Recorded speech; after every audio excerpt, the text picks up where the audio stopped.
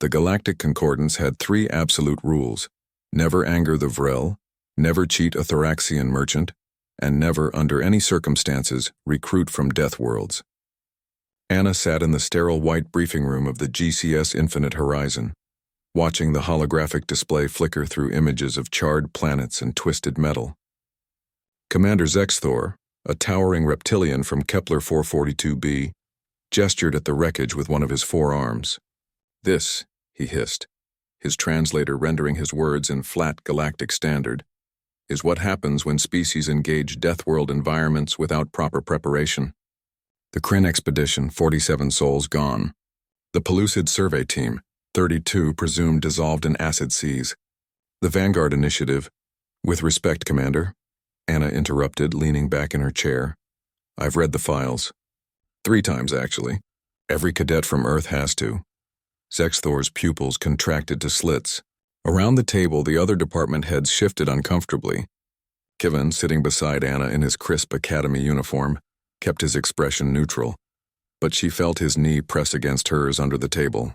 A silent warning: don't antagonize the 4-armed dinosaur on our first day.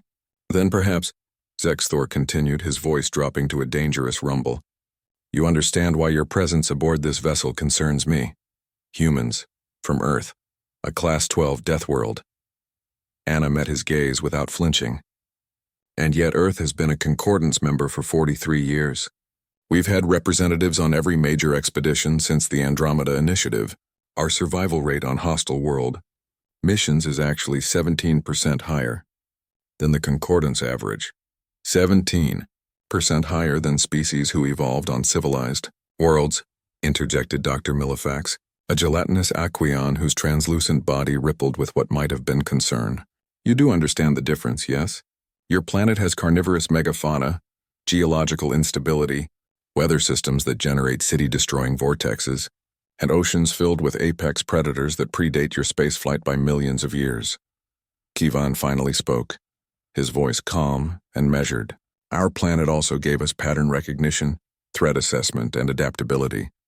We learned to survive because we had no choice." "Survival instinct is not the same as competence," Zexthor snapped. Anna smiled, and something in that expression made the commander take a half-step back. "Respectfully, sir, survival instinct is the foundation of competence. You want to know why Earth keeps sending graduates?"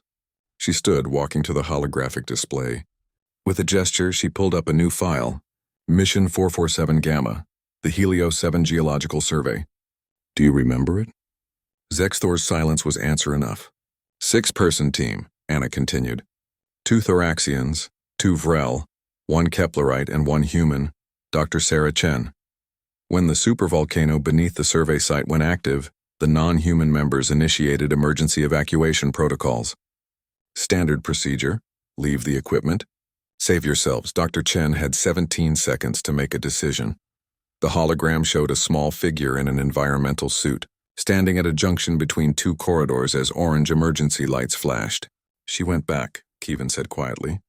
"Retrieved the geological core samples that contained evidence of pre-concordant civilization. Samples that would have been vaporized. She made it to the ship with 4 seconds to spare."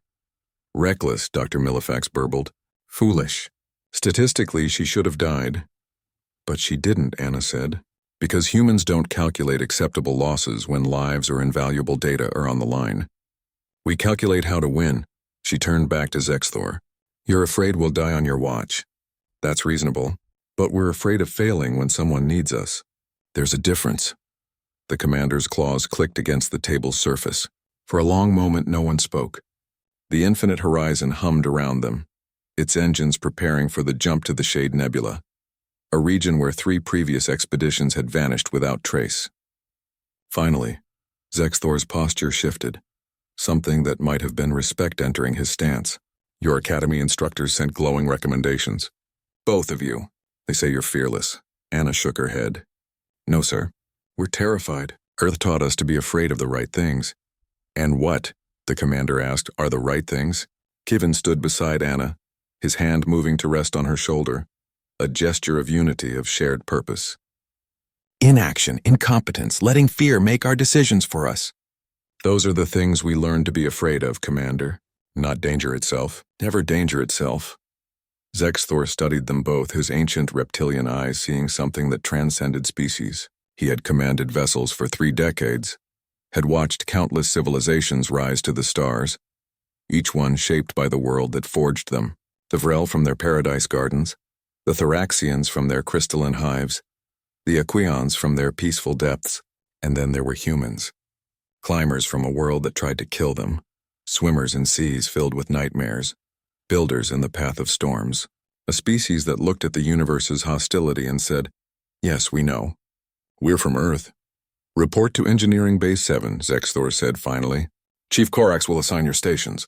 We jump in 6 hours." He paused at the door. "And humans? When we reach the Shade Nebula and everything goes wrong, because it always does in those regions, I expect you to remember this conversation." Anna and Kevin exchanged glances. They had trained for 3 years at the Concordance Academy, had studied xenobiology, faster-than-light mechanics, and first contact protocols. But more importantly, they had grown up on Earth where survival wasn't guaranteed and the planet itself was the final exam you never stopped taking. "When everything goes wrong, sir," Anna said, her voice steady as starlight. "That's when we're most qualified." As they left the briefing room, walking through corridors designed for beings from a dozen different worlds, Kevin leaned close and whispered, "You know we're absolutely going to have to save this entire ship at some point." Anna grinned. "Probably. But that's what we're here for, isn't it? To show them what Deathworld species do best. Which is, survive. Against all odds, against all logic." She looked out through a viewport at the stars streaking past as the ship accelerated, and then help everyone else do the same.